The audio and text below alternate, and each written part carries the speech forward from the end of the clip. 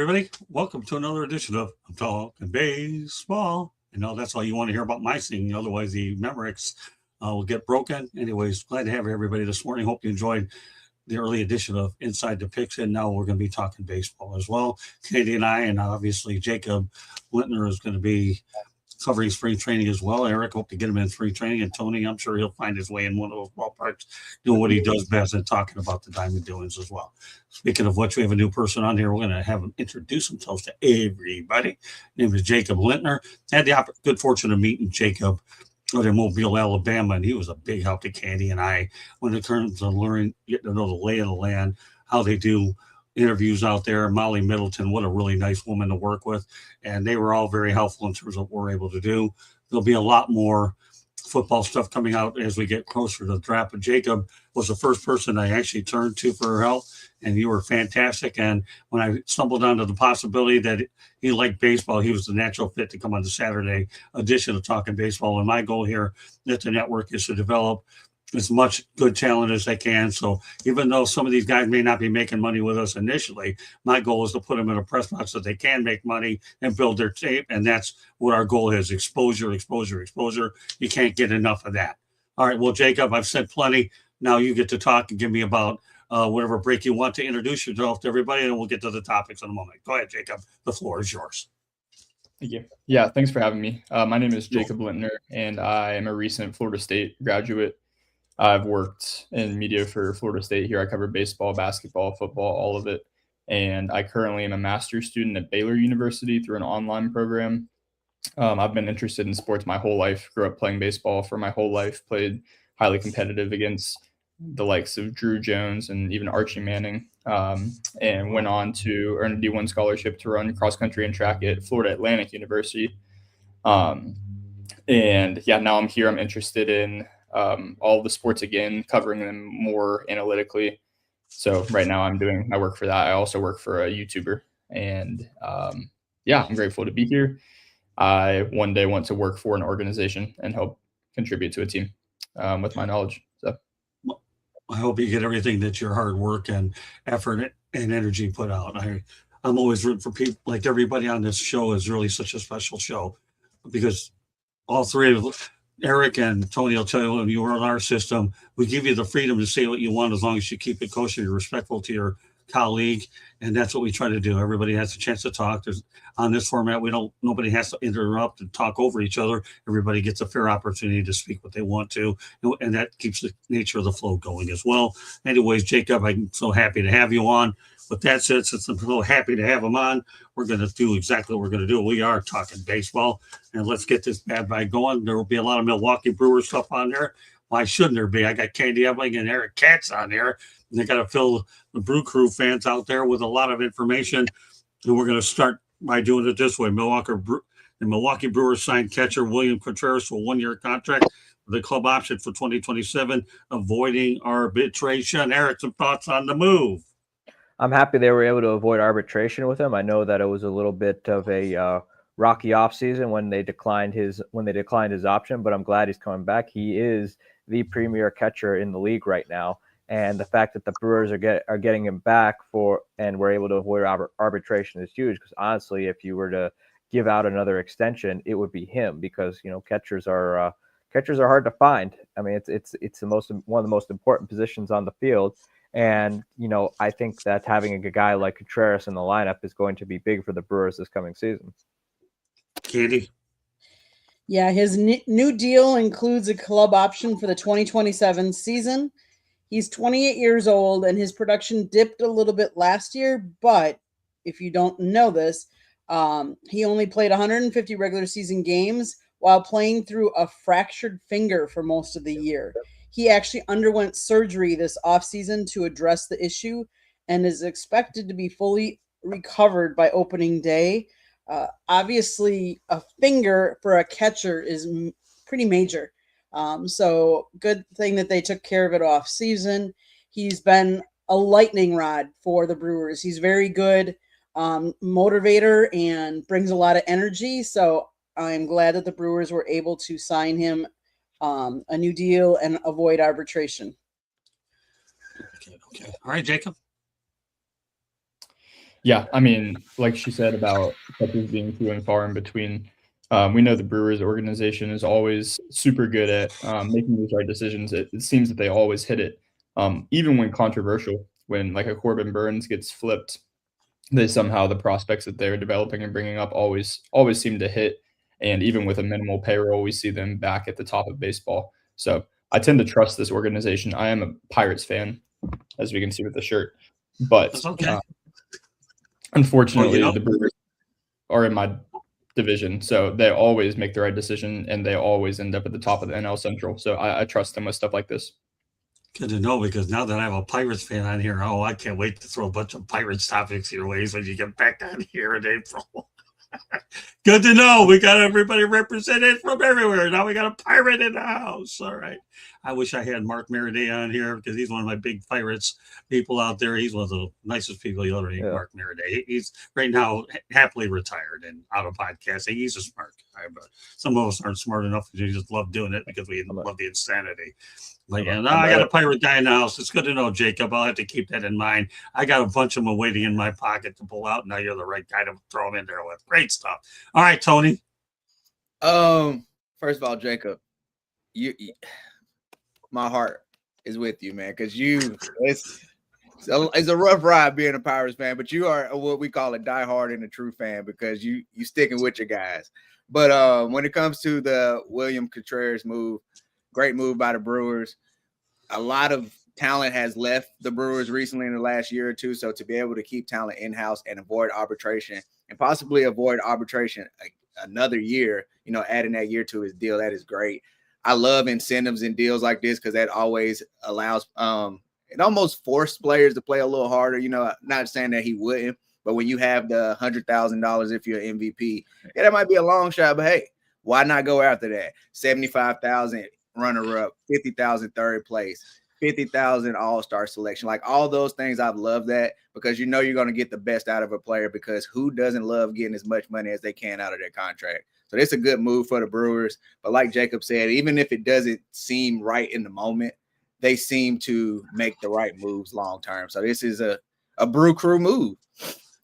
Okay, well, let's go to the chat room. God, love the show. Jennifer Lee Cobb, you're too nice. We love you, Jen. How's that sound? She's always been a good friend of mine as well. They had the greatest show on turf in St. Louis with the Rams. And I'll tell you what, Jennifer Lee Cobb, believe it or not, was a cheerleader on that squad.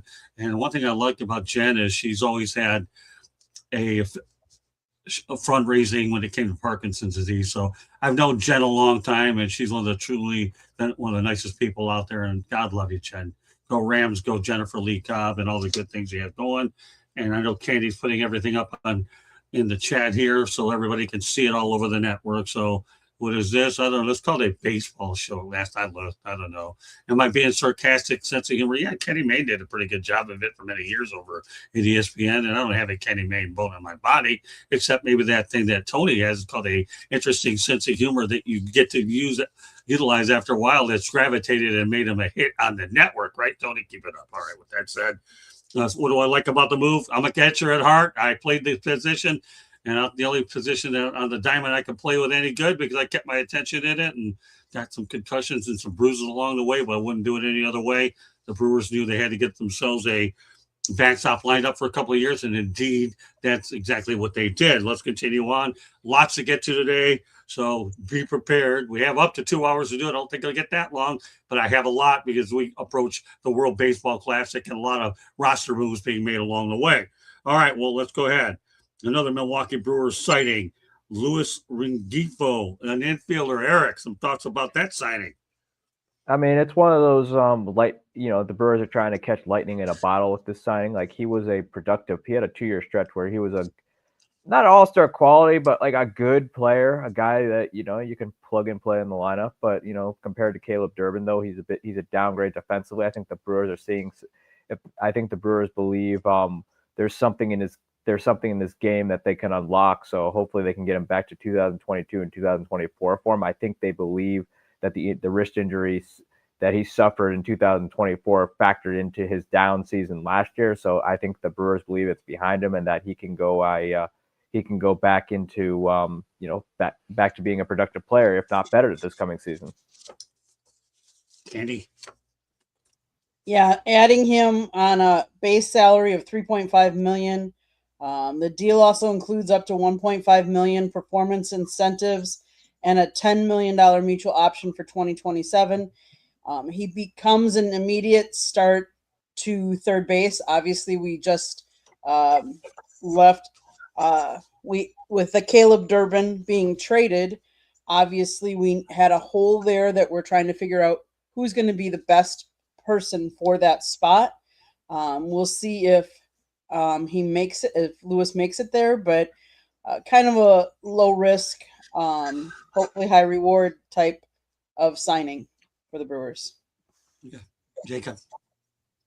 Yeah, we see a lot of guys that have down years in the MLB. That's the kind of league it is.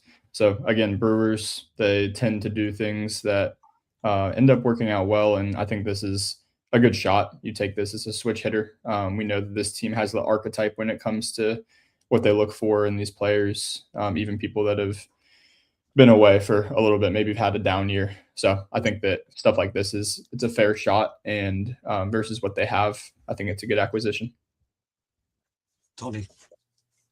Yeah, I mean, if you can get him to 2024 form or even close to that, where he batted 300, that's a big win, you know, especially for $3 million would be a lot for me, but small in the baseball world, you know, you'll take that. But just looking at Baseball Reference, I mean, they have him projected to be solid at least, right? 258 batting average. You'll roll with that, 12 home runs, you know, just need solid players. The Brewers are an organization that if they can grow a superstar, that is fine. But they're just solid baseball players that go out there and play hard and they do the right thing. And this fits under the Brew Crew. This is one of their moves. This is a good move for them. So another way to keep them competitive. Okay, anybody want to go ahead and answer the question? What does autistic mean? I know we have to comment in the chat room, so I want to make sure everybody in the chat room is definitely we acknowledge them as much as possible. I want to know what I think it is, but maybe there's one of you people have a better answer than I do. I mean, I can just give you a quick Google search. Yeah, go ahead. I'll take whatever. Well, I mean, the Liam Gurner's question, is a condition related to brain development that impacts how a person perceives and socializes with others, causing problems in social interaction and communication. The disorder also includes limited and repetitive patterns of behavior. There we go. Okay. All right. No problem. All right. Let's continue on. Lots of baseball to continue on here. And Roman Anthony joins Team USA for the World Baseball Classic as a replacement for the injured Corbin Carroll. Eric, I'm turning to you first. I'm going to be turning to you on every question, so get ready for it. It's a good, it's a good, Roman Anthony's like one of the premier young players in the game right now. The Red Sox gave him that 8-year extension last year. He showed some promise, a lot of promise before he got hurt late last year, and exposing him on the national stage is huge. I think it'll do wonders for his career, and that he'll be able to produce. But yeah, I mean, Roman Anthony, gosh, he's going to be a stud. Candy. Yeah, I agree. I agree with what Eric said. I'm not as can you come back to me? I'm sorry, I was looking at the chat room. That's okay. Yeah, I'll come back to you. All right, go ahead, Jacob. I think Liam Turner, I'm glad that you love baseball. That's a good thing. That's what this show is all about. We don't mind answering other questions as well, but the focus certainly on baseball. We'll do what we can to address certain questions. I'm sorry to interrupt. Just want to address it myself. All right, Jacob, go ahead, my friend. Yeah, you're good. Yeah, it's a Roman Anthony, top prospect, obviously last year, comes up into a culture of, Team USA. I think it's a great opportunity for him to develop as a very, very young player. Someone obviously that just broke into the league and had ups and downs from the beginning, but this looks like it's going to be a great player. So I think this is obviously Corbin Carroll is already solidified as a major league player and a fabulous one. And Roman Anthony's not that yet, but I think this is a great opportunity to be surrounded with obviously a star-studded lineup. And I think that guys like this tend to play up to that rather than down to that. So it'd be fun to watch. Tony. As a Yankees fan, I feel like the Red Sox never lost when Roman Anthony played for some reason. Yeah. This is great for him. like you said, Jacob, these situations I kind of compare it to young basketball players making the Olympic team. Like you always see a leap in skill development and their skill set playing in these kind of tournaments and these kind of games. So this is great.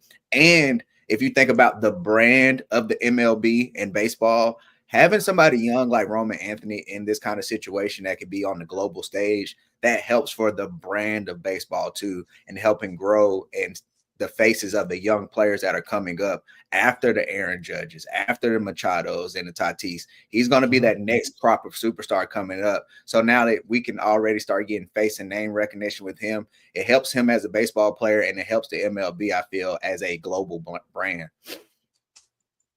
Great stuff. Okay. Continue on. Okay. Players 37 or older. Scott, I just want to add a couple little things. Roman Anthony actually was born in West Palm Beach in our backyard. He actually played high school baseball at Marjorie Stoneman Douglas. Wow. No kidding. Yes.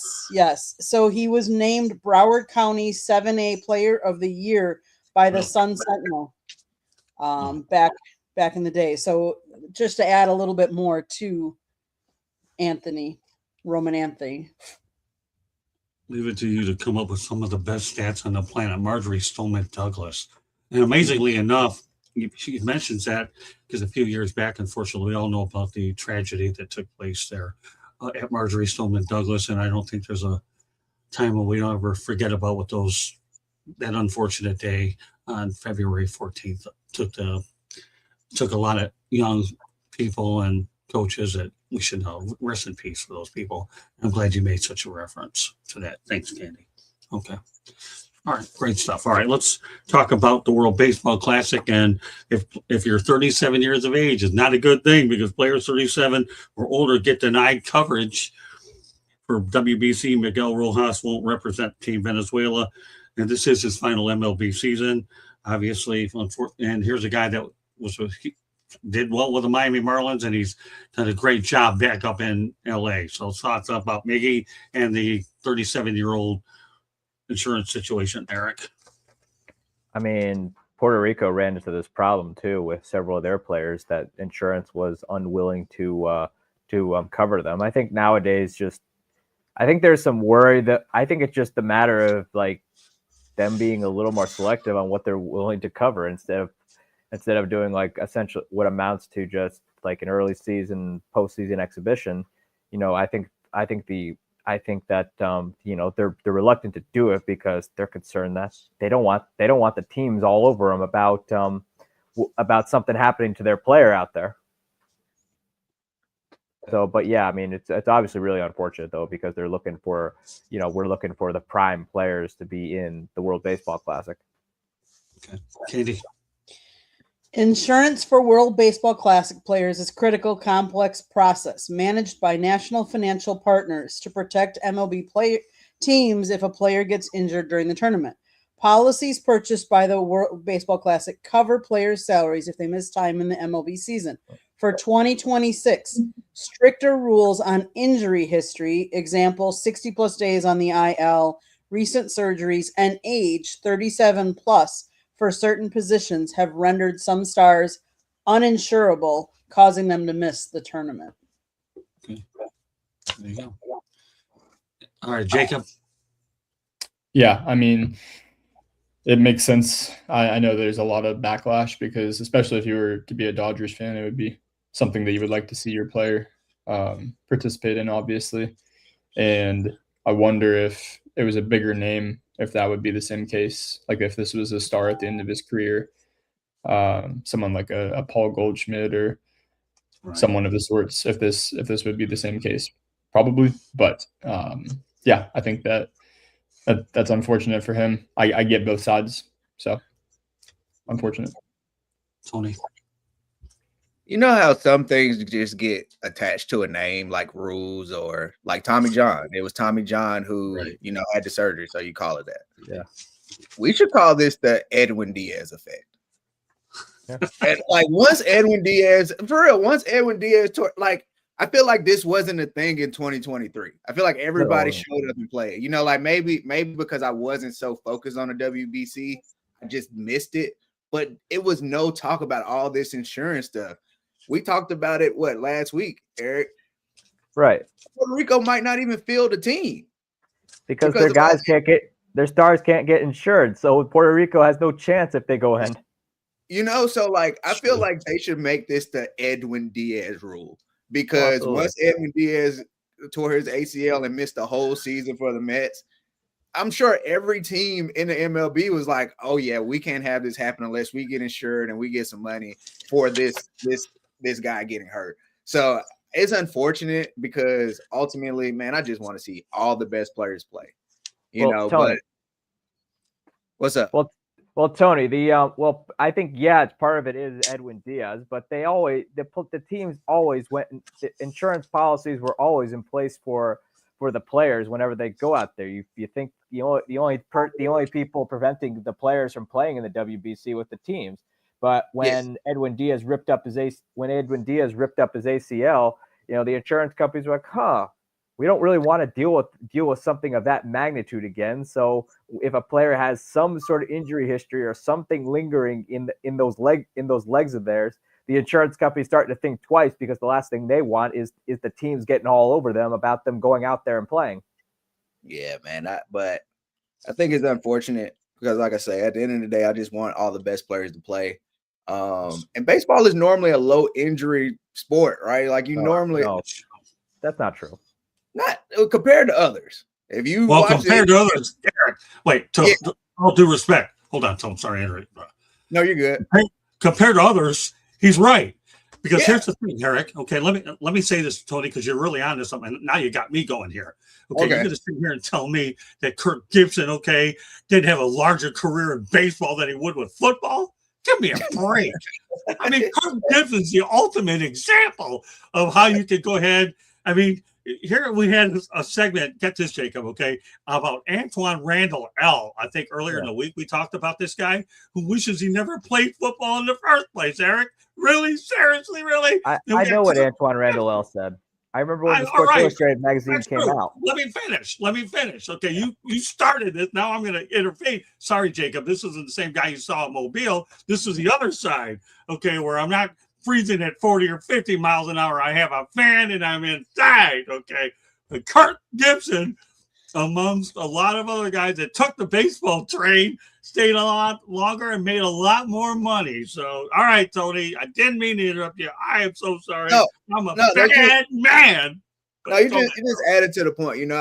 Ultimately, I just wish the guys could play. I get that as a money aspect. I know it's tens of hundreds of millions of dollars involved in this. Come on. They should be able to sign a waiver almost, right? At your own risk if you play. Or however you can make this happen. But we're here now. You can't put the toothpaste back in the tube. Edwin Diaz, $17.25 million is what insurance had to cover. That's a lot of money to cover. Yeah. Ooh. In the words of Marshawn Lynch, that's a lot of chicken. And it's the equivalent. It's the equivalent of why I think a better example and a little more relatable example. It's the equivalent of why some insurance companies won't cover in Florida. Mm-hmm. I love this topic. I didn't think it would get to the point where it did, but boy, I'm not complaining about it. I'm Miguel Rojas, and let me tell you something, people. This guy will manage in the major leagues one day. I know it. I believe it. I know it because I once asked him that question when he was down here with the Marlins. Would you ever want to manage in the big leagues? And he said, yeah, I wouldn't mind doing it. And I'll tell you, he'll control the clubhouse well. And nothing wrong with having some good Latino voice in there. And I think Miggy would be ideal for it. We got lots to get to, but all of a sudden, Tony the Tiger really got the bull on the Motor City Madmouth lit up with that analogy. That's all right, Tony. That's what we expected to do. That's part of the Tony thing. All right. Let's continue on. The Toronto Blue Jays re-signed the designated hitter, first baseman, outfielder Eloy Jimenez to a minor league contract. Spent all of 2025 in the minor leagues, playing for affiliates, the Rays and the Blue Jays. Jimenez, 29, didn't really woo anyone with his numbers, as he had 2 home runs, 29 RBIs in 54 games. Currently playing for the Toros del Este in the Dominican Winter League. All right, Eric, let's talk about Eloy Jimenez. I mean, it was a, I've never heard of the guy personally. Okay. But yeah, so I don't really know much about him. Well, bottom line is he's got an opportunity on a minor league deal, and that's when a lot of these things usually find out. If you're worth anything, you get a minor league deal, then you'll stick. And if you don't, it's okay, Eric. 99 out of 100 things. And if Eloy Jimenez slipped you up, then you're not having a bad day. You're doing fantastic. Don't worry about it. All right, Mrs. Research, you have anything early? Do I got to come back to you on this? The White Sox guy, yeah. All right, Jacob, go ahead. Yeah, I mean, this guy was good very early on, from age 22 and 23. We saw him come up through the White Sox system very quickly, and I mean, post almost a 300 batting average both in 2020 and 2022. Obviously, 2020 being a season that was shorter, but unfortunately for him, the problem was that all of the seasons were shorter by injury, and this was part of that White Sox rebuild. He was that piece there on the third base end of this White Sox failed rebuild that was supposed to be and never was. So that's who this guy was. Again, a bat that at one point was good, never really showed us too much when it comes to on base, but we got some pretty major slugging out of this guy. He had above a league average OPS plus for 4 of his 5 years there in Chicago. So this is a guy that has pop at that third base position. And I think that, again, taking a flyer on him, these guys, if you've proven stuff, like I don't know if there's been a physical hindrance in your game, but if you've proven stuff for a good bit of years and then fall off, it's worth taking a flyer on these guys sometimes, hoping they return to form. Yeah, great stuff, evidently great stuff, Jacob. There. Yeah, great stuff, Jacob. Excellent. Proud of you, pal. Okay, Eric, anything you want to add now that Jacob kind of gave you a little more to go on? Yeah, now that it just hit me now. Yeah, he played. I hadn't heard his name in a while. That's part of it. I know he played for the White Sox. The Sox were high on him. He was supposed to be one of the centerpieces of that rebuild. Unfortunately for him in Chicago, he just could never stay healthy. He just always got hurt, and that was part of the reason. That was a big reason why the White Sox rebuild at the time failed, because their guys got hurt, But I think there's clearly something there where if he can just stay healthy, he can perhaps maybe get some of that potential out of him. But we'll see how it goes, though, because he's kind of at this point he's kind of bounced around from Chicago to Tampa to Baltimore, and his talent hasn't been able to happen at both those places. So we'll see how he does this year. But all I know is it's starting to get a little late out there. It's getting late early. All right, Tony. Go ahead, Tony. Late early. It's your turn. Yeah. Just kind of echoing on him. I mean, finished fourth his rookie year and rookie of the year, 31 home runs. But unfortunately, the most games he ever played was his rookie year, 122. But when you show that you can hit 31 home runs in the big league, the other season where he played 120 games, he batted 272. So you show that you can put bat to ball. Yeah, you bring that guy in for a minor league deal, because if he can stay healthy and he can give you something, and that Blue Jays lineup, he's going to see a lot of good pitches. So he could be somebody who you look at the back half of the season and he's contributing big time for the Blue Jays if he can stay healthy.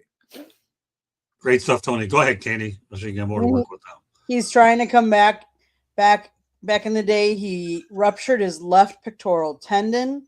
He's suffered hamstring strains. He underwent an appendectomy 1 year. So he's had numerous different things. So for them to sign him on a minor league deal is a low risk. So kudos to him. Hopefully, like everybody said, hopefully he can stay healthy and, contribute. I mean, the last couple of years he's been in the minor leagues. Maybe he can work his way back up to the major leagues. All I said, everything to gain, nothing to lose. Okay, here's a guy people have heard of, without a doubt. Major Suarez, Phillies signed with the Boston Red Sox, Eric. The Red Sox did this because they couldn't get Alex Bregman back, and the front office was fuming right after, because apparently it was over the no trade clause that Scott Boras seemingly loves to ask teams for, and teams seem to be handing it out like candy on Halloween. But they did this because they needed that other starter, because honestly they weren't going to survive with what they had. If anything, it was pretty much last season Garrett Crochet and everyone else. Garrett Crochet's arm is made of glass. So who knows how long that arm is going to hold up, because he's had Tommy John surgery before. And in the next few years, I could see that becoming a reality again, because once you have Tommy John, a lot of the time though, you're probably due for it again, given how they seemingly like to neglect mechanics and say, here, throw it 100 miles an hour over and over and over again. But the Red Sox did this. It was a pivot. He's a good mid rotation guy, but what kind of but it's very much going to depend though, of whether Ranger Suarez last season was one of those flash in the pan sort of players, or was he the real thing? But the Red Sox did this because they couldn't get Alex Bregman back, and now their offense has all sorts of question marks on it. Not that I'm complaining, because I wish everything bad to happen to the Red Sox. No kidding. Oh, don't worry, Jacob. He's a Yankees guy. Now you understand the sentiment. With that said, I'll turn it over to Candy last. Go ahead, Jacob. Floor is yours. Yeah, I mean, we've seen that Phillies rotation be good top to bottom, and Suarez was a great part of that. A lot of times that can help pitchers, and I think the Red Sox also, like you said, with Crochet and then bringing in Sonny Gray this offseason, are going to have a great rotation. But Suarez, we've seen him even in 2024 be an all-star. This is a really great, like you said, closer to the front of a rotation guy than back. So yeah, I think this is a great pickup for the Red Sox. I really liked their offseason this year. I think it was obviously they would adjust to the Bregman leaving, excuse me, but I think this is a great pivot. I think this is probably the best pivot they probably could have done. And yeah, I think that this is a guy that will give you 150 innings a year, has done it for the past couple of years. And prior to that, we've seen that most of his career, that he will give you full seasons healthy and at a low 3 ERA. I don't know what more you can ask for from a guy that's not your ace. Okay. Tony? I hope nothing goes well for Ranger Suarez. I hope he's healthy. But if he can go 2-20, that'll make my day as a Yankees fan. But a decent pivot. You can never have too much pitching. This is a solid to very good pitcher. Like you say, not necessarily an ace. 12-8 the last 2 years, low to mid 3 ERA. So he's going to give you innings. He's going to be solid. But it's still Crochet and everybody else. Eric, what you talking about? Sonny Gray can't handle the AL East. Yeah. So we saw that movie. We've seen this movie. That turned out. Yeah. So, but look, the Red Sox fans were on them, right? Like, they were one of the last teams to sign anybody in the offseason. You let go, like you say, you let go of Alex Bregman. You got to do something, right? It's almost like the meme with the stick poking. Hey, guys, do something. And this was something to do. And it's not a bad move. Sneaky good. He can sneaky steal 15 wins out of him. I hope not, though. Sneaky good. If you look at his career though, once he has some really, really great, he kind of goes back to really, really mediocre. Yeah. Sneaky good. I'll have to now when I think of Ranger Suarez, I'm gonna start thinking Fenway. Fenway, it's not easy to pitch there, especially with the Green Monster, where hitters can just bang them off the wall. That's true. That's true. Candy. Yeah, he's 53-37 with an earned run average of 3.38, 705 strikeouts over his course of his career. His first season, I don't know if any of you knew this, was in the Venezuela Summer League, and it was cut short by a drug suspension. But he returned to pitch for 2 more seasons down there in the Venezuela before in 2018, after giving up only 1 walk for the duration of the season, he began to attract the attention of the Phillies organization and then moved to the rookie league. And his stock has continued to rise. Obviously, anybody that's going to give any pitcher a 5-year, $130 million contract, he's not doing too bad for himself. Okay, more WBC stuff to talk about. Griffin Jacks, Gabe Spire joined Team USA. WBC. Eric, some thoughts about these additions. Griffin Jacks is a pretty good reliever for the Twins. Obviously, he didn't have as great of a second half with the Tampa Bay Rays, but he's a solid guy out of the pen, a really good setup guy.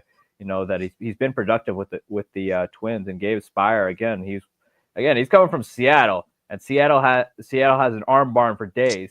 So you getting those 2 guys. That's a solid bullpen right there. I mean, Spire's a really good Spire again, and he's another one of those he's a high leverage reliever, and he's a guy that you want there. I mean, he's been with the Mariners and a part of that pitching staff that has been arguably one of the best in baseball.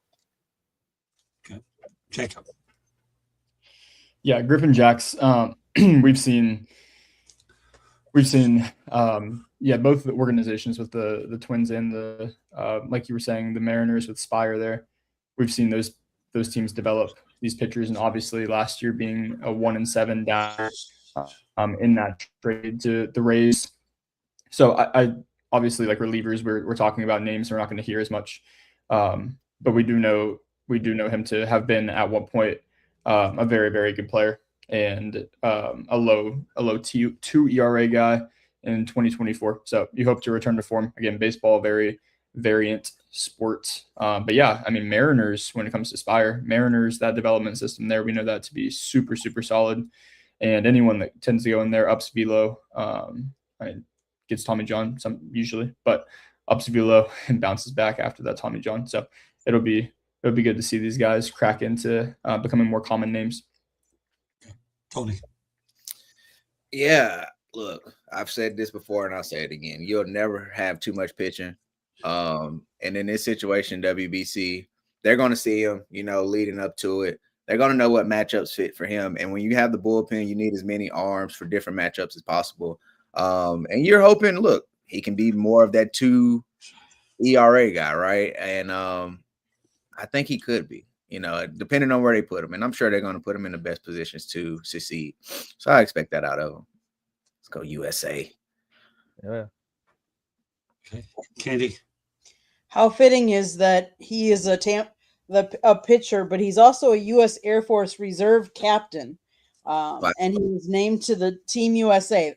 Kind of just makes sense, right? They go hand in hand. He's expected to serve as a key reliever for Team USA. Obviously, we've all said pitching matters.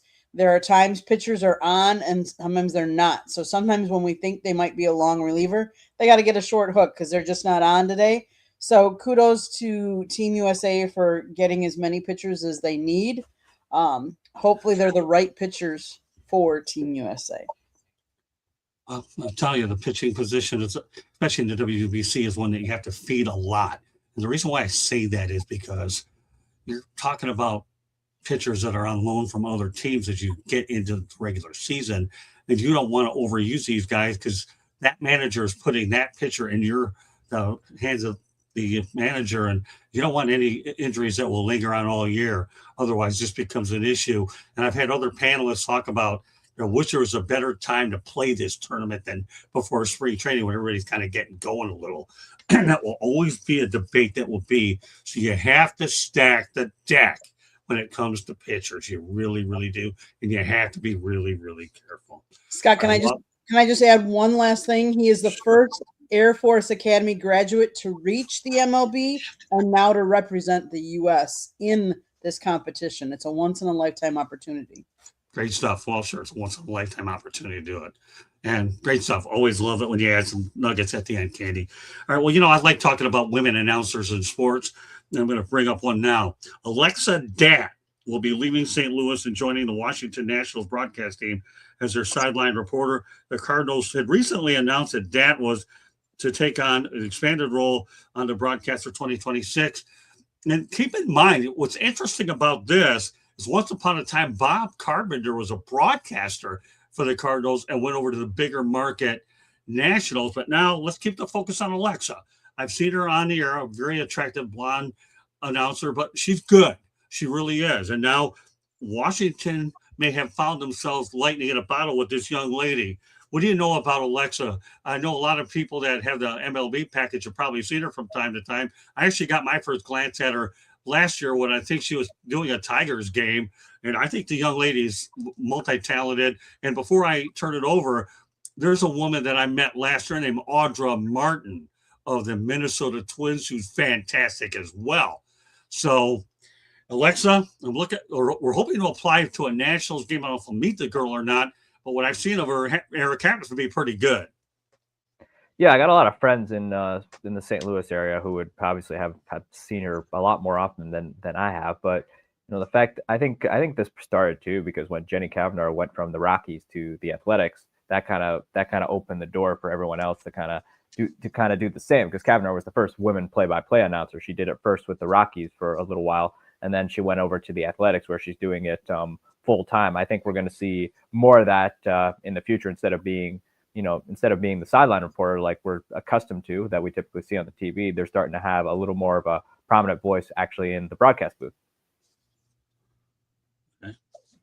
Well, I'll tell you one person I would love to see get a big opportunity is a young lady in Miami named Kelly Sacco, who was a great softball player. And if anybody knows Kelly, she's a very, very good friend of mine. Kelly's great. We're really good friends. Looking forward to seeing Kelly. But she played softball. She's been with the Marlins for a while. Jacob, some thoughts about Alexa? Yeah, honestly, I don't know too much. Okay. But from what Eric said and the people he knows, it sounds like that was a great person that's on the move now, and an organization will be benefiting from that. So I don't have too much to add to that. That's okay. We'll take it. Tony, what do you know? Women are taking over sports, guys. This is not our space anymore. All right. It's not what was the little rascal? We hate women's club or whatever. Men hate women's club. It's not that anymore. They have infiltrated our walls, our gates. Okay. Now this is just going to be the norm. Like honestly, Scott, this not even going to be an announcement on the show in the next couple of months or year or so, because that is just, you look on my TikTok, women are taking over. They have their own Women in Sports Day. It started with think about Jessica Mendoza when she was doing the Sunday night games for ESPN. Right. If you think about in basketball, Candace Parker does the NBA games. Like this is just becoming what it is in sports. So hey man, if you know ball, great, and that's good that it's showing that, right? If you're a man, a woman, no matter what you like, if you know ball and you can break down the game, you can be in the booth and you can give us perspective. And one thing I know about women, they see things at a whole different angle than us, and they're way more detailed than us. So we're probably going to get some better perspective, if I'm being honest. Let me tell you, I have to say, I'm probably glad I'm on the back end of my career doing this, and that retirement is probably looming closer than ever. And I say that because my goal is to make 50 years, and I only have about a few to go. And I see the way the different opportunities are changing. Let's face it, one of the most recent media situations that took place was the Washington Post, I think, eliminated some jobs is what they've done. So now every place is scaling the fat. But when you can come across good young women talent, and there are a lot of them out there, not every one of them out there looks good. Some of these actually know what they're doing. And by the way, I don't mind having a good one week in and week out with Candy on the show because she knows more about most sports than most women do anyways. Am I being biased? No, I'm not. I'll be honest with you. Candy wouldn't have progressed in this industry if she didn't know what she was doing. Call me what you want. I don't play favorites. I've been called a drill sergeant before and apologized for nothing. I don't care. And a lot of women are very, very bright at what they're doing. So a lot of men, I think, at times can be a little bit more insecure about their job because, let's face the reality, softball, baseball, still the same concept. Hit your way on and score at the plate. It's just played with a different field. One has a grass and one has dirt. And essentially, a lot of the stuff is the same. So, Tony, I love when you come up with these things that you just get me going. Can't stand.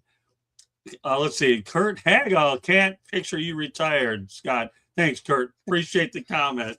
Sometimes, Kurt, I want to believe you, but some of the things I deal with a lot of people and a lot of things I deal with in the show, I'm not singling nobody out. It's just I understand how it is. I'm just glad that I've been able to experience the good, and I'm going to go out on my own terms for however long this ride may last. All right, Candy, I said a mouthful. Then again, I always do. Go ahead, help me, bail me out like you do 9 million times over. But Alexa's good, and I hope to meet her next in the not so distant future. If not here during the spring training, it'll be during the regular season. Thanks for the compliment, first and foremost. But yes, she is a Maryland native, a graduate of the University of Maryland. In early 2025, she became the first female broadcaster to handle play-by-play for the St. Louis Cardinals local broadcast.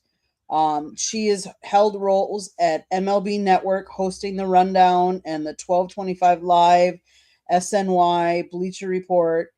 Yes, now her current role will be with the Nationals. Kudos to the industry has changed, and it's not just a men's media now. It is best person for the job. And let's face it, in media now, it's all about money and how many people you get to watch. So it's not only knowledge, but let's face it, some of the, how should I put it? Some of the audience is probably more male than female. And who do males like to look at? They like to look at women more. So why not put knowledgeable, good-looking females in there as well? Great stuff, Candy. All right, Thanks. Eric, did I call on you on this one already? Yeah. Okay, good. Well, guess what? We're going to talk about Don Mattingly. Why? Not only is he one of my favorite people, he joins the Phillies as the bench coach. My goodness, looking forward to seeing Don, whether it's in Clearwater, whether it's in Miami. I'm going to see my man Donnie. Baseball. All right, he's with the Phillies. He's going to make them better. The only thing I hope is he gets a ring, Eric. Well, it sounds like Don Mattingly can't escape you, Scott. I hope you're right about that. I can't escape him. Yeah, but go ahead, continue your thoughts. I know he left the Blue Jays after they went to the World Series, and basically he was there kind of as like a mentor figure for John Schneider, and then once that kind of ended, he left the organization and is now. And there was some big talk about him going to Philadelphia because his son Preston is the general manager of the club. Obviously, He's not the guy making the moves, but he's the right hand man of Dave Dombrowski.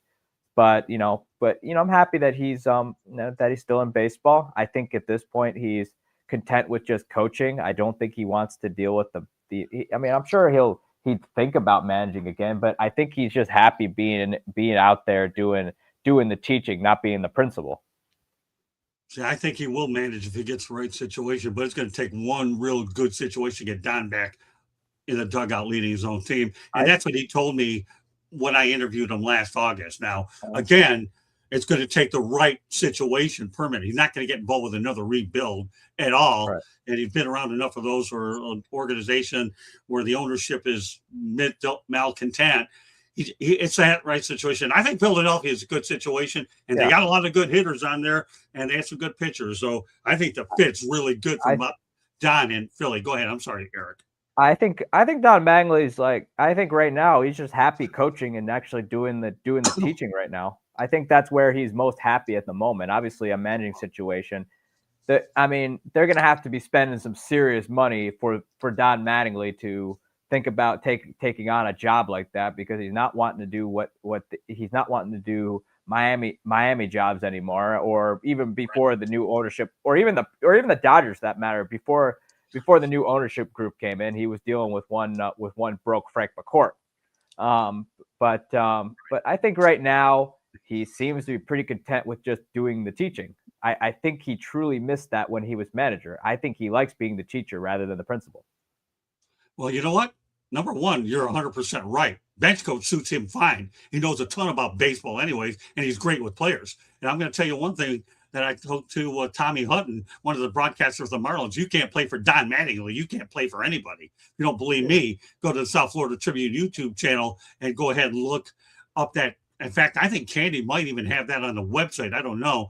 But I'll tell you what, Tommy Hutton said, if you can't play for Don Mattingly, you can't play for any. He didn't even know that when I told him. Yeah, I did. But Donnie and I are friends. We're like brothers, what we are. So, but no, Eric, everything you said is 100% right. It's got to be the right situation for him to do it. All right, Candy, go ahead. You're not going last on this one because you know about it, Mattingly, all too well. Mattingly's he's a baseball lifer. Let's face it. He's played, he's coached, he's managed. I think he truly, in order to get back to them, actually manage a team, it's got to be the right fit. Everything's got to be right for him, because He doesn't have to do that. He's done so many other things in his career. And how cool is it to work with his son as a GM? He is a family man. He's a Midwestern. He's from he was born in Indiana. And I think he truly enjoys working with the guys, and not having to necessarily manage them, but be able to really truly work one-on-one with them each and have time like that instead of the stress of and all the politics and dealing with all the media and all that goes with being a head manager. Yes, I think with the right situation, he would take it, but it has to be the right situation, and he can be very picky at this point. Oh, no question about it, Candy. And he's told that to us before, that he can be selective is probably the word he do, but picky. Either you can't go wrong with either adjective. It doesn't matter. He's afforded himself. Okay, Jacob, I'm sorry making you wait a little longer, but this one has a little more. This is a fillet of topics of what we have. We have a few more. One's going to bite. And I can't wait till one later on talking about Scott Boras or Eric Katz is going to go last because they'll probably need to be last on this next one. But all right, go ahead. Let's talk about Donnie Baseball. Jacob. Yeah, I'm just going to agree with Candy here on his experience doing everything, his lack of probably want at this point to, and what Eric said, his lack of want to be a manager. I think it would take an ideal fit. And guys like this, it's more about the legacy they're leaving within the MLB realm of players and coaches. Like they are not concerned with money or at this point even accolades, but rather leaving an impact on organizations and mentoring people, that there would be people that come up after them saying that they learned from Don Mattingly, even as a bench coach for the Phillies. So I think that's what he's primarily concerned with at this point because of his resume and what he's done in his career. But if there was a 1% chance of him becoming a manager again, it would take an absolutely ideal fit. Great stuff, Jacob. How do you like this guy during this is his first act? All right, we're gonna interrupt the show for a minute. All right, Eric and Tony, your thoughts on this Jacob guy? He's not too bad. He can fit in with the group. What do you think? Jacob knows ball, and that's all I care about. He knows what he's talking Jacob about. was giving me a good reason why he wanted to be on baseball. I'll tell you what, we still have some more topics, but we don't mind breaking the show up a little bit, give JL a little bit of, RESPECT, something that Rodney Dangerfield didn't get a whole hell of a lot of. Great stuff there. All right, what are your thoughts about this guy, Eric? I don't know. He's too low-key for you to be confrontational. This guy just simply knows ball. We have to find more confrontational people, but Littner isn't one of them. Well, you don't need to be confrontational to know what you're talking about. Me, that's just my style, just because I like to shake up the room a little bit. But no, he's just knowledge. All right, no need to be confrontational. He's got knowledge, and if that's his style, that is okay by me. He'll get there. He'll get won there. the group over, Littner. Can't wait to get your butt back here in April doing this regularly on Saturdays. All right, Tony, you get to talk about Donnie Baseball. Donnie Baseball, one of my dad's favorite Yankees. Scott, you know what I'm about to say. Go ahead, say it. He might be cursed, guys. He might be cursed. I just got to say it. I mean, if you think about how he just missed World Series, he's always right there for World Series. Yep. Don't do this to me again. Don't do it to me again. If I'm the Phillies and I feel like I'm really here to compete, he might have to come next year. All right. I don't need you sprinkling none of the bad juju on us, Don Mattingly, because he just always misses the mark. But when it comes to baseball, though, I mean, I've said this before. He's I know he has forgotten more baseball than I've consumed in my life. So he's going to be a good coach. He's going to help those guys out.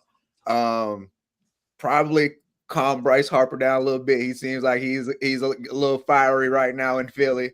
I think he'll be great for the Phillies. Like, he's helped everywhere he's been, right? Like, he's won pretty much everywhere he's been. So good for the Phillies. I do think this keeps him out of the World Series this year, though. I'm just being honest. He did it to me again. Well, here's the thing. But I knew what was coming this time, though. Go ahead, Eric. Well, here's with Bryce Harper, though. I mean, as far as fiery goes, I mean, that's just how he's been his entire career. If you haven't been watching Bryce Harper and the things that he's done on the field, particularly to umpires and other players, then you weren't paying attention. Now, I think Don Mattingly can relate to Bryce Harper a little bit because right now it's Bryce Harper versus Dave Dombrowski. Because remember, people seemingly forget though that he traded barbs with one George Steinbrenner for a while there, partially due because he wouldn't get a haircut that was eventually put on The Simpsons, and now everybody wants him to sign Simpsons memorabilia because of it.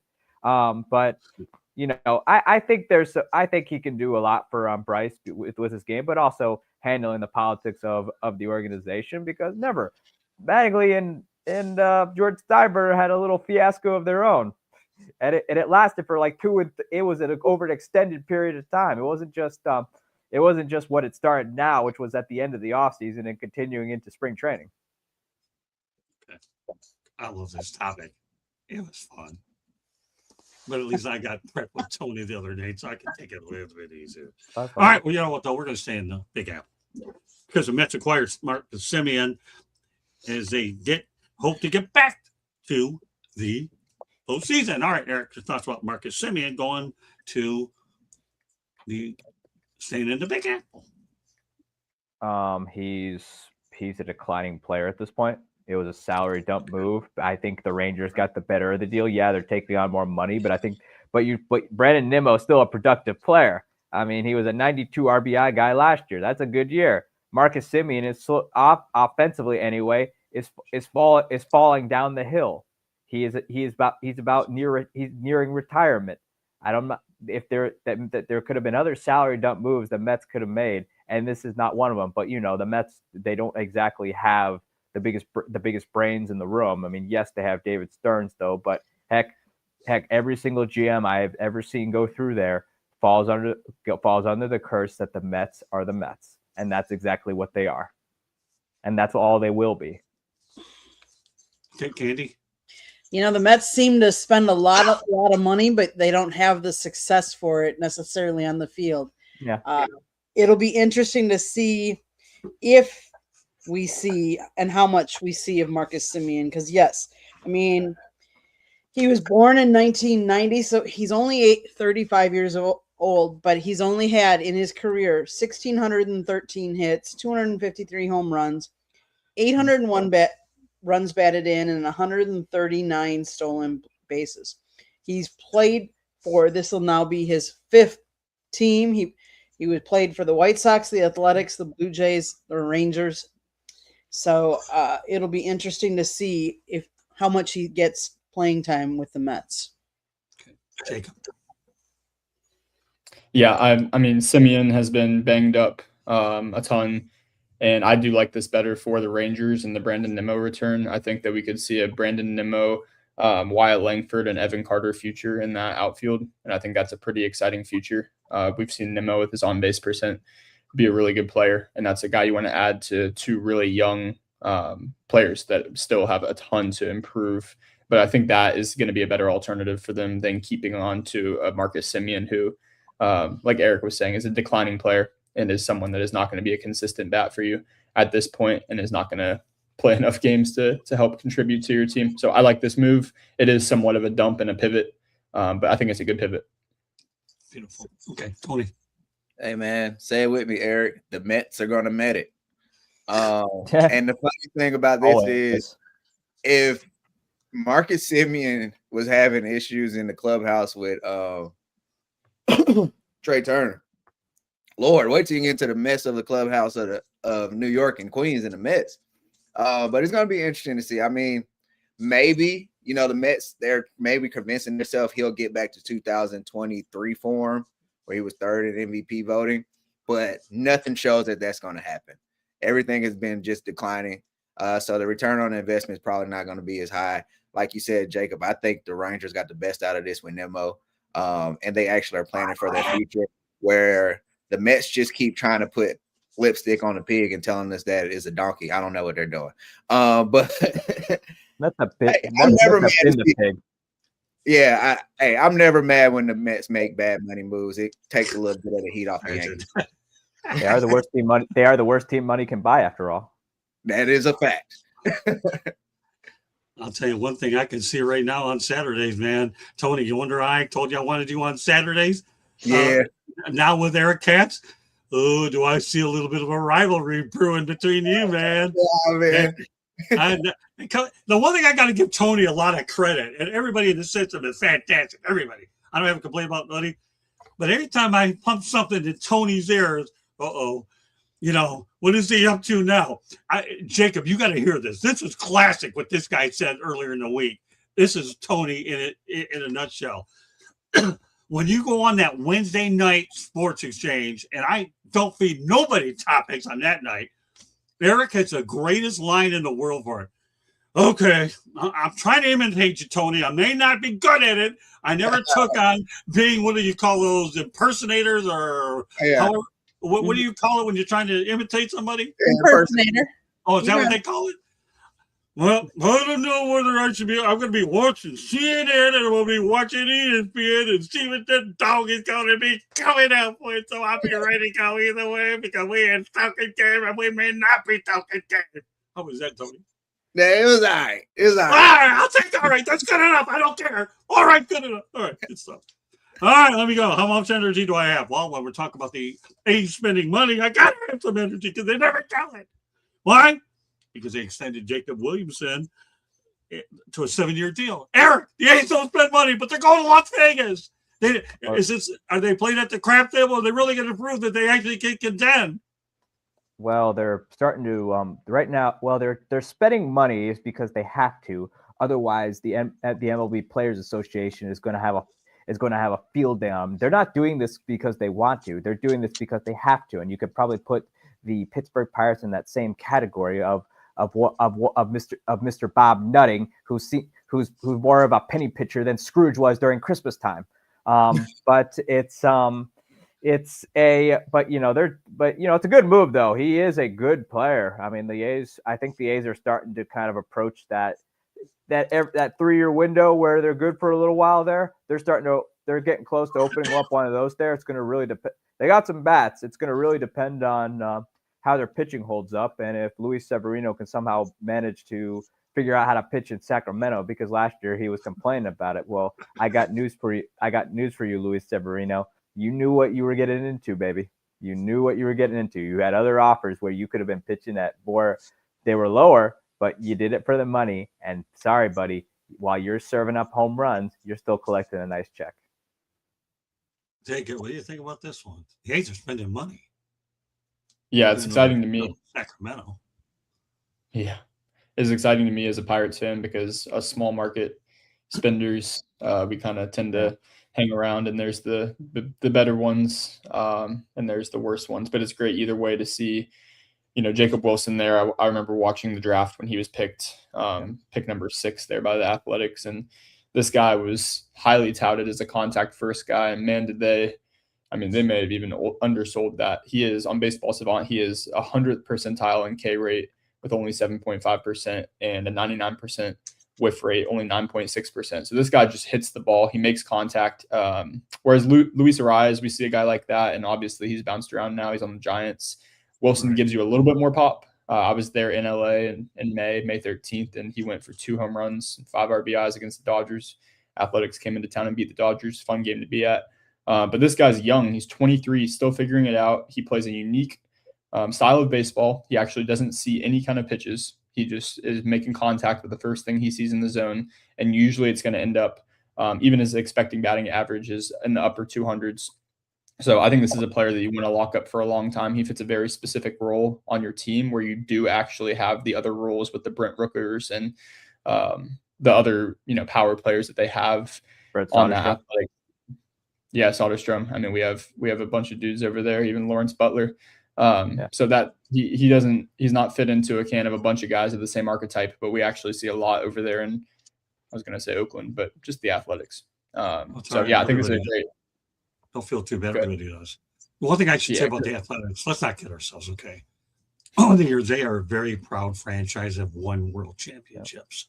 And I'm going to tell you, say what you want, but when the Athletics are better, that's where a lot of that history goes back. You talk about the Philadelphia A's going back to Kansas City A's, to Oakland, and out of Vegas. It's just good if they can finally get a home and they can start spending money, because that is a very, very, very proud franchise. I'm sorry, Tony, go ahead.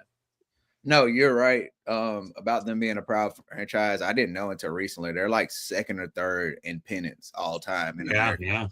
Yeah. So like they're a team that wins, but to follow what Eric says, is only like in like 3-year windows. So like within like the next 2 or 3 years, they're probably gonna win 100 games. Like they're gonna be good and they're gonna be competitive.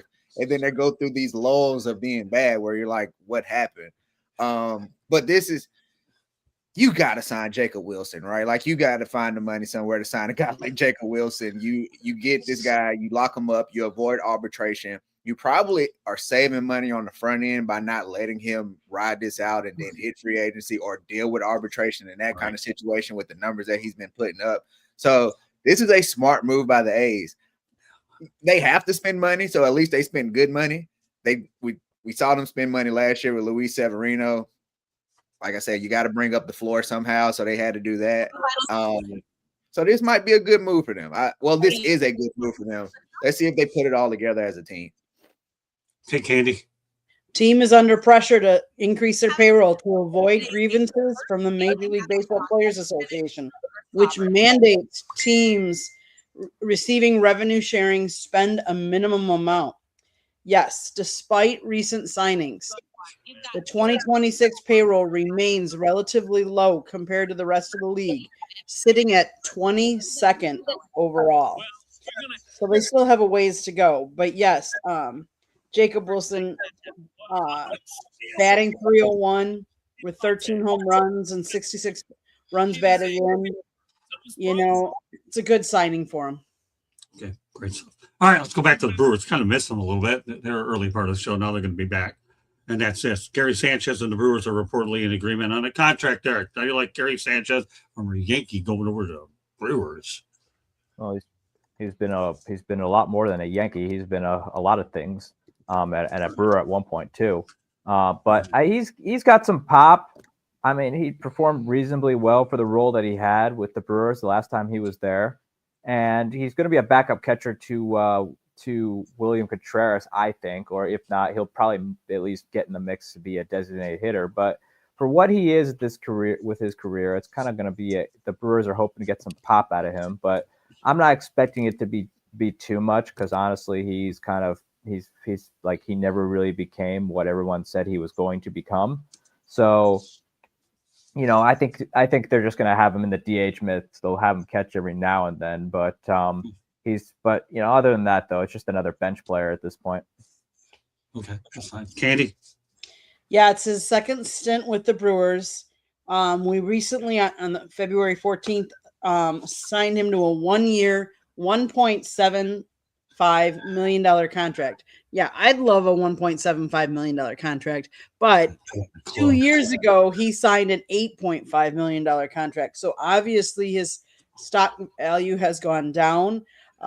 But yes, like we said, they signed William Contreras as the catcher, so we know we need backups, low risk, someone that's been in the league since 2015, so he can.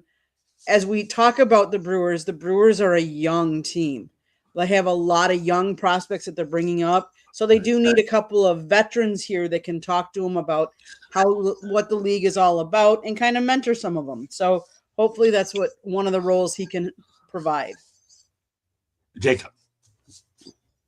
Yeah, again, Brewers move guy that even in Baltimore, we saw a little run there last year where he had a ton of pop. I don't know if you guys remember that, but he was going crazy there for a minute.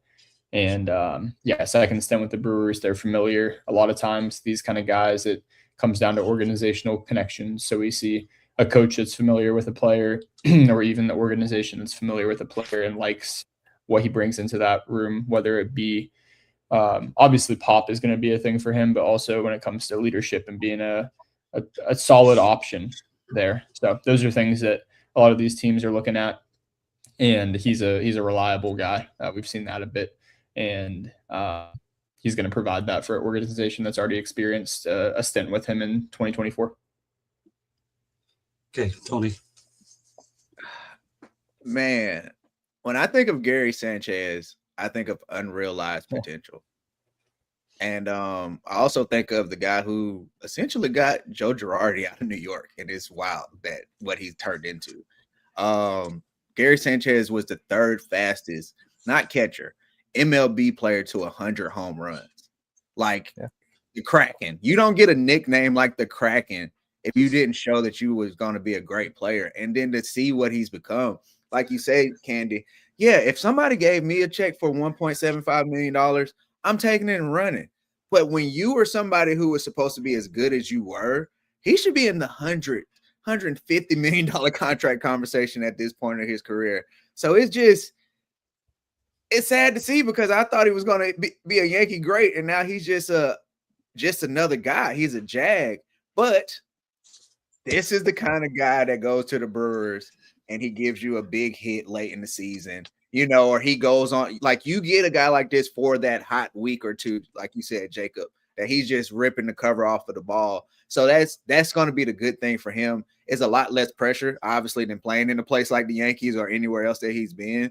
And he's the backup, so he can really go in. Hopefully he's comfortable in his role. He can just go out there and play some good baseball because we know what Gary Sanchez can be. It's just a question of, will he be that person?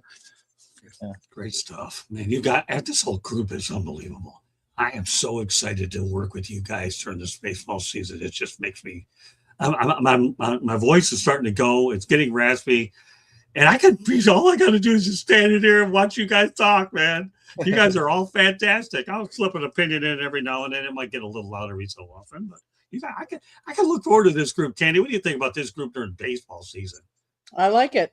I love it. This group is unbelievable. Whereas Jimmy Walker, is anybody old enough to know Jimmy Walker from Good Times? Anybody? I am. What about you, Jacob? Do you know him? You ever heard of him? Jacob? No. I do not know. No, well, you know what? Good time. There you go. Go ahead, Tony. Yeah. Dynamite. Yeah, there you go. Dynamite. Dynamite. This guy. You guys are dynamite. All right. Why would I bring up good time today? Because I'm having a good time with the show. Oh, my goodness. I haven't even had the caffeine I need yet. Don't worry. I'll have it in a little bit.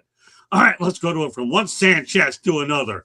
And I'm hoping to actually catch up with this guy when we go to Dunedin or Dunedin or whatever Candy wants to put a tag on it. Jesus Sanchez. Toronto Blue Jays have acquired him from the Astros in exchange for outfielder Joey Loperfido. Eric, what do you think about Jesus Sanchez going across the border? I mean, he was good with the Marlins to begin the year. He was solid guy in the lineup. But then when he went to Houston and played for a contender, though, he kind of fell right off the table. So I think that we'll see. I think a full year because I think Toronto is going to be a contender again this year. Well, depending on a lot of things, though, honestly, because I thought last year they were one of those caffeine-laced sugar high teams. But Jesus Sanchez, if he can just get back to being the contact guy that he was with the Marlins, I think it'll be a nice compliment to the Blue Jays lineup. Katie, you saw Jesus. This guy, when he had those home runs, they went deep. Especially, I think didn't he hit from the left side, Candy, if I remember right? I believe so. Yes. Help me out. Fill me in. Take it over. Yes, he's an outfielder. He bats left, throws right. He made his major league debut back on August 21st of 2020 with the Marlins. What I would say about him is he's got this, and it's kind of this quirk that I noticed when he gets up to bat. He's got this little like Jimmy or shake that he does. But I think what he needs is good coaching, and I think the right fit. Sometimes I think these baseball players get drafted to the wrong team or the wrong, let's face it, the Marlins have gone through coaches and you don't have consistency. And I think it's like we talk about this in the NFL and quarterbacks and how you need a consistent coach helping you to develop. I think that's one thing that Jesus needs. But yes, he's got a bat. He's got speed on the base as well.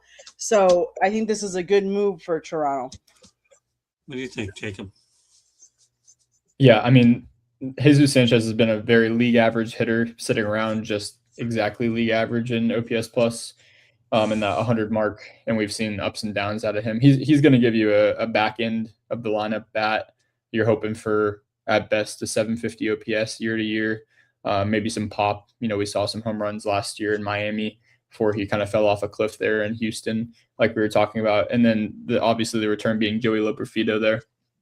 We saw him have a pretty good AAA outing last year, posting a pretty solid OPS. And then we even saw him go up to the Blue Jays and have a really great time up there and do really well. So I think that's a great return there. Sanchez to me doesn't have much of a ceiling. This is again back of the lineup hitter that you're hoping is going to play up to above that 100 OPS plus mark. But I'm going to see Fido as more of an upside potential guy that I think become much better bat and has a far higher ceiling for an organization than Jesus Sanchez ever will. Tony. Similar to other people we mentioned, you're just hoping to get a big return on a low risk investment. Right. I think they're pretty set in the outfield, but hey man, if you you want to add people who with pop, right? It's almost like in basketball. There's never too many people who can shoot 3-pointers on your team, right? It's never too many people who, when somebody's out or injury, it's 162 games, right? You're going to have to call somebody up. Somebody's going to have to replace somebody for a game or two. Just having that threat in your lineup of a pitcher can't make a mistake because he's going to blast one. That's kind of going to be his role, I feel like, on this team. But like you guys said, styles make situations make players, in a sense. So him being in a winning organization, him playing for certain things for the whole season, and him being there, kind of being nurtured by the Blue Jays, actually being part of this team, that may help him throughout the whole season in general, just giving him a different confidence of where he's at. When he went to the Astros, it's a new place. He's still trying to fit in. That might have had something to do with his game going to the Astros. He's going to be with the Blue Jays, at least for now, right? The foreseeable future. He's there for spring training. He'd probably be more comfortable. That'd probably make him play better. Yeah, you know what, Tony? You said so many good points, and I'm going to add to it a little bit. You go into a winning organization, just coming off the World Series appearance is one thing. All right, so Bichette's not there, and we'll talk about him at a later date. But you still have a lot of good core players there. You have Josh Snyder, and you have a lot of good core players there. Toronto's a great place to play ball. They really are, and you'll be there from the beginning, though, spring training. And with the Marlins, again, it was one of those deals you didn't know what kind of team they were going to put on based on budget. Astros spent money. Okay, but they only got him midway through the year. Now he's there from start to finish, at least that's the anticipation is anyways. I like what's going on for Jesus, and I'm going to do my best to try to get him on there. And one of the things we're probably going to incorporate in future shows as well is we're going to use sound bites from some of the players or managers and turn those into topics as well as we go on through the year. So we're just kind of gearing up for all of that now. We're just trying to get a lot of what you call the hot stove news out, and some of the things there with the World Baseball Classic. But that's why you're able to have two baseball shows, football shows. There's enough inventory that you can accommodate so many different things. And that's why you have so many interchangeable parts. And I'm excited about it. I've been a baseball guy my whole life anyways. Played it, covered it, been to the Cooperstown many times. And for me, doing this is just surreal. Only 3 more topics to go to, but we're really getting through the show in a really nice pace. Let's take a little ride back to baseball history. This dates back to May 27th of 68. There's the MLB awarded franchise to San Diego and Montreal. The Padres and the Expos were born. It is the first time that the league actually expanded beyond its borders. All right, Eric, lead it off. And then, we're going to go around the horn, everybody's opinion again. Eric, start it off, please. Okay, what was the question? Sure. We're just talking about baseball history at this point, that the San Diego Padres and the Montreal Expos were born May 27th, 1968, or at least that moment when they started, and they actually went beyond the borders. You got a team in Canada, and you have one that actually pretty close to Mexico, too. What are your thoughts about the additions of these two franchises? I know the Padres at one point were owned by the McDonald's founder, Ray Kroc, or who stole McDonald's. But the Montreal Expos were always a team in chaos from day one. Could never get the stadium. They really would only had a handful of good years. I mean, we all know the Expos played for the long after they played first at a community field, turned into a major league ballpark, and then they played at a place Olympic Stadium, where the Montreal Olympics were held, also known as the Concrete Dump. But it's now the franchise itself, the Expos, have found kind of stability in Washington. They got a nice ballpark there, and they won a World Series in 2019. The Padres are still trying to get their first one, but every, for the most part this decade they've been able to be at least consistently contending for the postseason. Haven't quite got over the hump yet, but they've had a few good years themselves. So it's been a good run for them, especially the Padres. And then obviously the Expos took them a while to find stability, but they seemingly have found that in Washington. Yeah, and actually the Expos played a place called Jerry Park before they ended up going to Olympic Stadium. And Eric is known in these circles here for calling the Olympic Stadium a concrete dump. Only fitting he makes a comment about concrete dump Olympic Stadium as the Olympics are going on now. It actually is pretty funny how you connect the dots. Go ahead, Candy. You know the topic by now. The National League voted on May 27th of 68 to expand by two teams, awarding Montreal and San Diego to begin play in the 1969 series. This move added the Expos as the first MLB team in Canada. And one of the interesting things I think is, if you think back 1968, and yes, I know you three young gentlemen on this panel can't remember back then. But to think about it this way, the new franchises were required at that time to pay $10 million to $12.5 million. Quite a bit. Yeah. They rejected bids from Buffalo, Dallas, and Milwaukee at the time to give it to these teams. And along with adding these two on the American League side, they added the Kansas City Royals and the Seattle Pilots in 69.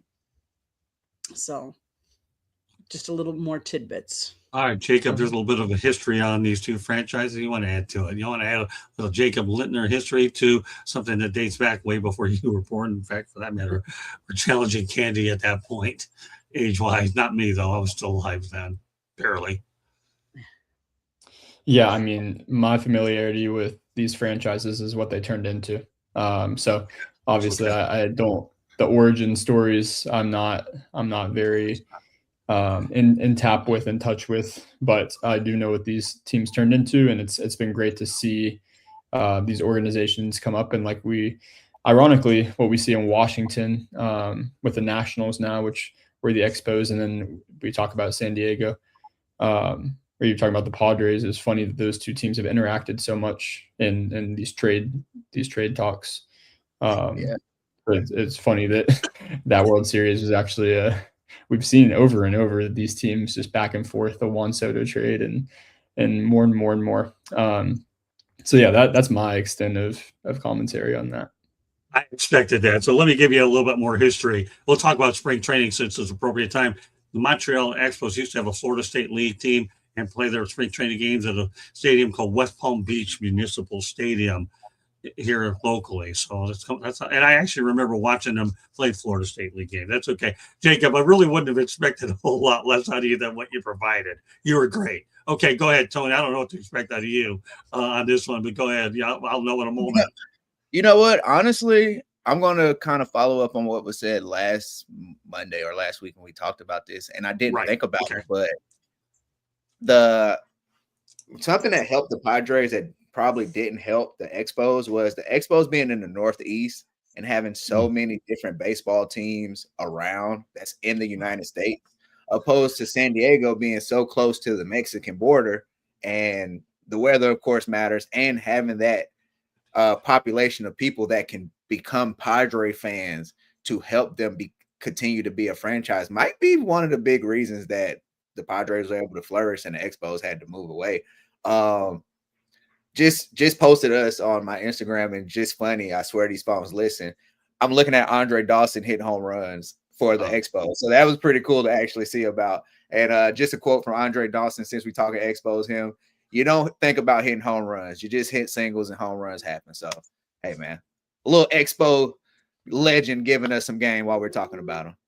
That's okay. Well, I see. That's why I do bring these topics on again once in a while, because, you may not have thought about something the initial time, but all of a sudden you get an opportunity to put it out there again. I'll do that every once in a while if I think the topic is worthwhile. And Tony is exactly the reason why I do this from time to time. And thanks, good stuff. Two more topics we're going to get to. This one's going to light up Eric. You know what? You're going to be last on this one, Catsy, because I have no choice.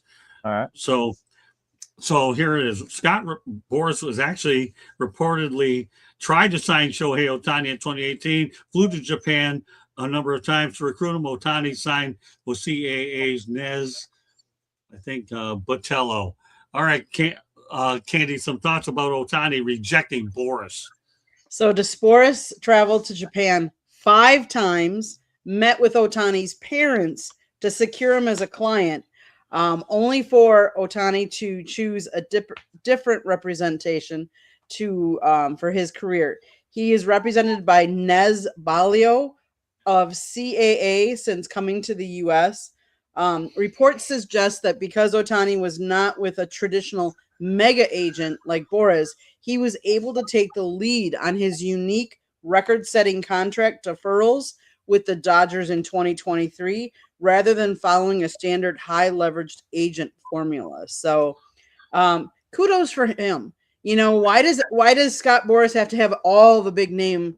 You know, spread some of the talent around to some of these other agents and spread the money around. You know, just because you have a lot of the major people doesn't mean you should get everyone. So kudos to Shohei, and kudos for him being able to be more in the present to negotiate his contract with the deferrals. Because, I mean, hey, that looks good for him. He's going to be making money for how long? Okay. Jacob, some thoughts. Yeah, I mean, like we said, this was huge for Shohei. We've seen Boras botch so much, obviously being a super agent, but I mean, I've watched free agencies that were layup deals turn into late free agent signings where players weren't prepared for the season and then showed up to get rocked early on. I'm speaking about Jordan Montgomery very recently when we saw the Diamondbacks. It's just a disaster because everyone ever is criticizing it, and it's clearly a flaw in what Boras tries to do with these workarounds and contract terminology and even these delayed deals that he likes to do. Delisted, I believe, is what they call it. And it turns into a disaster, and we see it coming from 100 miles away. So I think for Shohei, this obviously is turned out to be something, as we see his contract currently, that was a great choice by him. But also, man, Boras he frustrates me so much in the way he goes about these things. And I can't believe that it's so predictable what's going to happen, and it continues to happen. Well, don't worry, because when the next time I bring on another Boras topic, now that you let the Jacob Littner out of the bag, I'm going to make sure you're on that show. And if it's on another show, I'm going to make sure I repeat it on the Saturday show for this crew. So it's good to learn a little bit about Mr. Pittsburgh Pirate, another guy who don't like Boras. Good stuff, Jacob. All right, Tony, go ahead. Give me another classic out of you. I wouldn't want his ass anyway. No, to follow up with Jacob, man, we've seen this. He will literally have you waiting until after spring training before you sign a deal. Think about Blake Snell a couple years ago, right? Like, and then you lose money sometimes, right? Like Blake Snell could have got paid, and he ended up getting 1-year deals. I wouldn't want him. On the flip side, when you're somebody like Shohei Ohtani, you don't need Scott Boras. You have all the leverage. You're right. Shohei Ohtani. Like when you're like such a great player, you don't need a super agent. You hold all the cards. I am a great player. Now, when it comes to little things in the contract, like the I wouldn't say little things when you talk about a $700 million contract. Nothing's little. But when it comes to the details of how the money's paid out, the deferrals and things like that, that's when you'll have somebody on. But you don't need a super agent for that. You just need somebody knowledgeable, of the business. So kudos to Shohei for understanding that he doesn't need a diva like Scott Boras, who seems to want the headlines more than his players. And hey, a smart move. Now, if he can get a translator that don't gamble, he'll be on the up and up. God, I was waiting for that. Thank God. I knew he was going to pull that out of his pocket. I'm going to say something before Eric, because it's probably the closest thing to Eric's rant. You can't have them all, Scott. You can't. And obviously, Shohei proved that you weren't going to get him, and as a result, he made out just fine. All right, Eric. I haven't had Eric's rant in a long time, but this may be the closest take to it. The floor is yours. Remember, Eric, we do have one more topic here we want to get in. So let's see what you can do. And next one has beef on it too. Go ahead, Eric. Well, I mean, any day Scott Boras loses is a good day. Is a good day for baseball. I like to call him the human off-season delay because he represents so many clients, and because his negotiations are long and protracted, probably dragging on longer than the Titanic. They often will delay the hot stove. It's one of the reasons why I've argued that there needs to be a free agency deadline. Other leagues do it, and the players have no issue with it. Major League Baseball can kind of get with the times instead of it being open ended, and then you're screwing the players before they go to spring training into the season because their arms aren't all the way worked out yet. More so on the pitchers than the hitters. Good for Ohtani. I mean, Ohtani, he's a great player. The guy is like literally like one of the international face of Major League Baseball. I mean, the guy's a walking billboard in Japan. I don't think he can leave his home because people know who he is, except Japan. They're at least a little more respectful about it than Americans. He's good. I'm kind of glad that he didn't go with Scott Boras. Can you imagine how long those negotiations would have gone? Gosh, those negotiations might have actually might have been longer, that might have actually surpassed the Titanic in terms of days.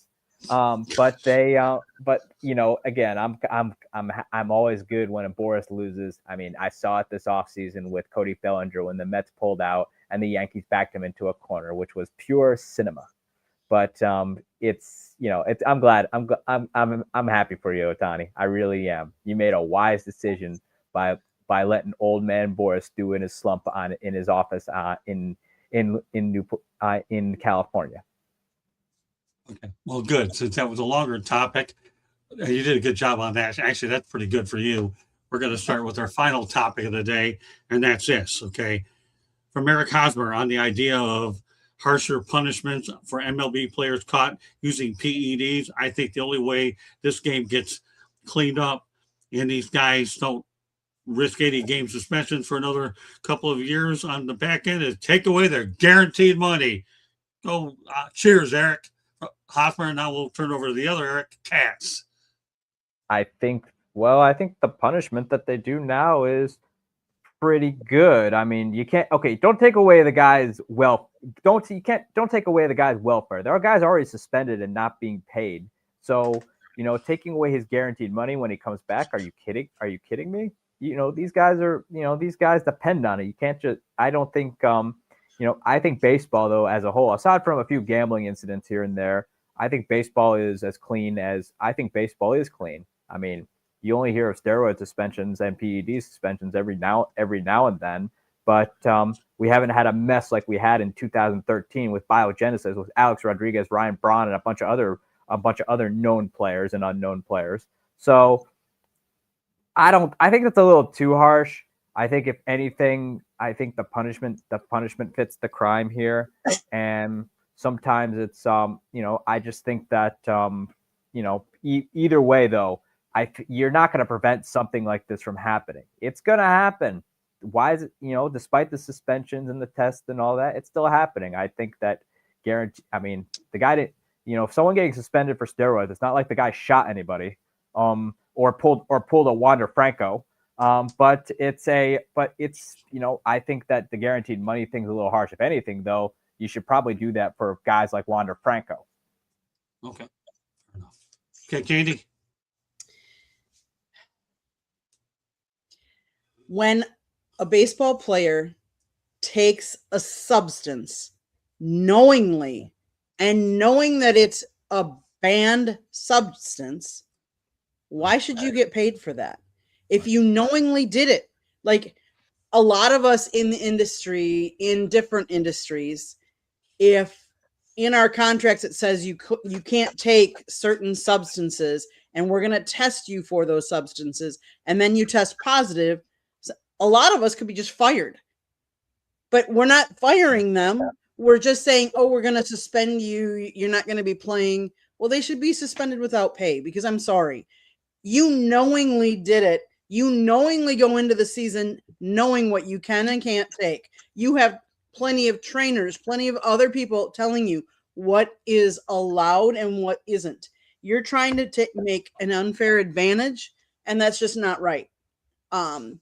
Whether Eric, you agree. Obviously, you don't. But I think because you are making the conscious decision that you shouldn't get paid. Jacob, what are your thoughts on this? Yeah, I have always been outwardly opposed to it stains my view on players that have dabbled. The Alex Rodriguez's of the world always stains my view. Even Pirate Barry Bonds, like these guys all have to me have an asterisk, maybe bigger than to other people, due to what we know for a fact of being steroid use. Ryan Braun, for example. But yeah, to me, it's a big deal. I think that harsh punishment would make, again, it is clearly written what you can and cannot take. There should be real punishment for it so that we don't see this again. And I think we see these high profile players, and just in general, we see these players are making millions of dollars. Like we see an 80 game suspension, we see maybe 100 game suspension, but nothing harsh enough to where it's like, I'm going to for sure never make this mistake. And I think that leaves a little bit of room for actual honest mistake. But yeah, I truly believe that it's a really big deal, and it should be treated as such and discouraged, so that we would keep I think it's really important to keep the integrity of the game, that we don't have in the back of our minds this idea that, okay, this player is having a breakout year out of nowhere, but maybe that's because he's using PEDs. Like, I would love to just have where he's having a breakout year because he's having a breakout year, and we don't have to think twice about it. Great stuff. I'll say this before I set Tony up again, because I like setting Tony up for the big one. Tony reminds me of like a NASCAR situation. And here's what it is, okay?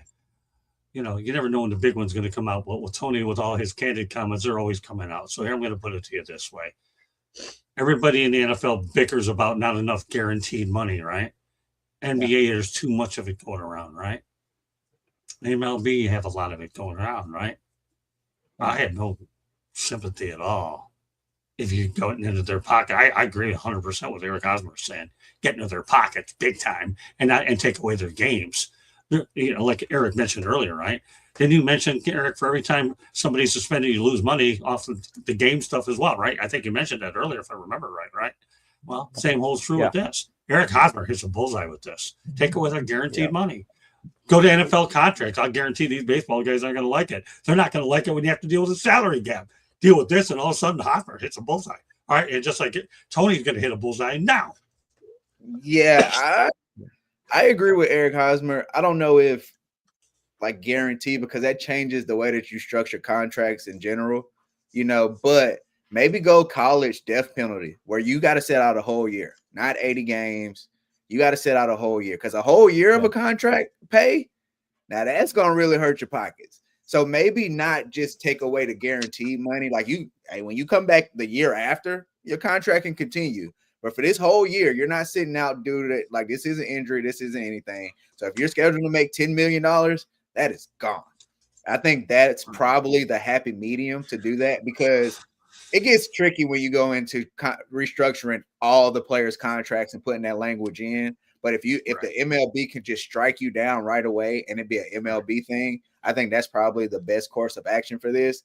But something has to happen. I know it doesn't happen enough. I mean, a lot, like you said, Eric, but it happens enough, right? Like when you see somebody come down and get an 80-game suspension, you're like, it's not really surprising. Like, you're not like baffled when you see this. So you put stuff in place to people really think about it, because nowadays you get a list of what you can take. If you don't know, your trainer knows, right? Like, and if you're ignorant to it, you still are at fault. You know what I'm saying? Like, you still should be punished for it, because you should want to know what you're putting in your body anyway. So I bet you take a whole year away from a player, that'll get them right. Yeah, actually, one of my best friends in the industry, and I go back to my days with Fort Lauderdale Yankees. I have to get back in touch with him soon. I'd like to get out to Lakeland, and hopefully I can do it, but that won't happen until after the WDC. There's a guy by the name of Kevin Rand, R-A-N-D, and Candy will tell you, Kevin and I have a great relationship. I mean, we're like brothers, him and I, and he can tell you any trick you want to know about everything we're discussing as well, guaranteed. We're not going to talk about Hosmer with Kevin, but it's the whole idea. All these sports where you don't have guaranteed money, they appreciate that it's a year to year. And baseball has a little bit more security than most of them. And that's where I think that Eric Hosmer's point is well taken as well. Great job with this group here today. So with that said, I'm going to go around the horn and then Candy's going to take us the rest of the way home. I want to thank Jacob Lintner for coming on today. Jacob, you were absolutely fantastic. I'm looking forward to having you on more shows when the situation presents itself. I think what I'm going to do in the back of my mind is hopefully plan on you in April so you can take care of your spring training and provide stories. And you always have an open window to text me anytime you want to come on as well. I know Monday nights don't work for you, but we have a different group altogether for them. So, but meanwhile, Eric, why don't you let everybody know how they can get a hold of you? You can follow me on my Twitter account at Sports Team News, or you can check out my blog at bellyofsports.com, where I'm writing about all things Milwaukee Brewers. And if you think I don't like your team, I probably don't. Great stuff, Eric. How do you like that, Jacob? If you don't like the team, you probably don't. All right, Jacob, why don't you put all your information out there, my friend? Good intro earlier. Now I'll let you finish off with a conclusion. Yeah, you can find me on Twitter. Thank you. You can find me on Twitter at Lintner Media, and Instagram is my name. So thank you so much for the opportunity today. Well, I thank you very much for coming on. You fit in really great. I'm so proud of you. I'm looking forward to collaborating and work with you in the future. All right, Tony, you know the drill. Yeah, y'all know where y'all can find me. Find me here Mondays, 180 Stitches Baseball. You can catch me Wednesday, Talking Game 3:30. We're live on Facebook, YouTube, Twitter, and Twitch. Wednesday nights, you can catch me on the Sports Exchange where Scott, I don't know if I need to watch CNN or ESPN throughout the week to get ready for him.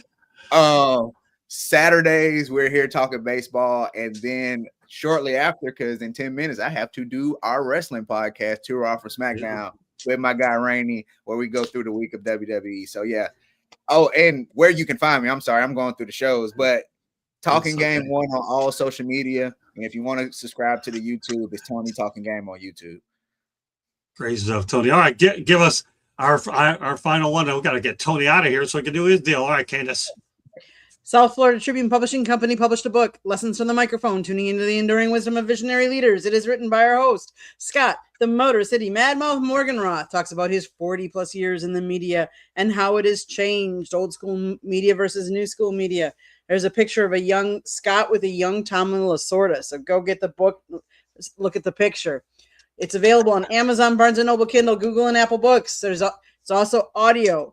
You can find the link on our website, www.southfloridatribune.com, where we have a plethora of great content. If you like to listen to podcasts, you can find us wherever you get your podcasts. If you want to be a guest or have topic ideas, you can always email us at southfloridatribune@gmail.com. Last but not least, if you see that red subscribe button in the lower right-hand corner, that means you have not yet subscribed to us. What are you waiting for? Just click it, like us, share us with all your friends and family, and turn on your notifications so you're notified every time we go live. Well, that does it for us on Talking Baseball. I want to thank everybody for joining us on behalf of Eric, Katz, Candy, Eric, Jacob Lintner. I've gotten it right all show, and Tony. My name is Scott Morganroth, Motor City Madmouth. A little tongue-tied there. Thank you for joining us. And I'll tell you what, we'll have a big lineup on, what do we have? Today's Saturday, Monday night. So actually, Eric and Tony, you will be on this Monday night, of course, obviously, because we're going to probably be busy next week. So we'll hit Eric, Candy, and Tony on to go along with the rest of our veteran crew on Monday night. It'll be in 108 Stitches Baseball Talk, as well as our regular programming as well. So on behalf of my incredible group here, which you're going to see a lot more of them, I'm proud of every one of them. They gave me their best shot, and I'm proud of them, as well as everybody in the chat room. Thank you very much for joining us every weekend. And by the way, if you want to watch hockey tomorrow, if you're in Canada, just a little something you should think of. They're actually serving beer at 6 a.m. in the morning so that the Canadians can go out there. This is a true story, believe it or not. 6 a.m. in the morning that you can go out there and drink. We'll see we'll see what happens on Monday night. Who's drinking? Never mind. Tony's got to get out of here. I can't keep this guy anymore. He's great. All right. Take care, everybody. Have a great night. Tony, I went a little bit, but you were awesome, man. Thanks, everybody. God bless. Thanks. Have a great weekend. Bye now. Oh, y'all be good. You too. Thanks, Tony. God bless. You're good.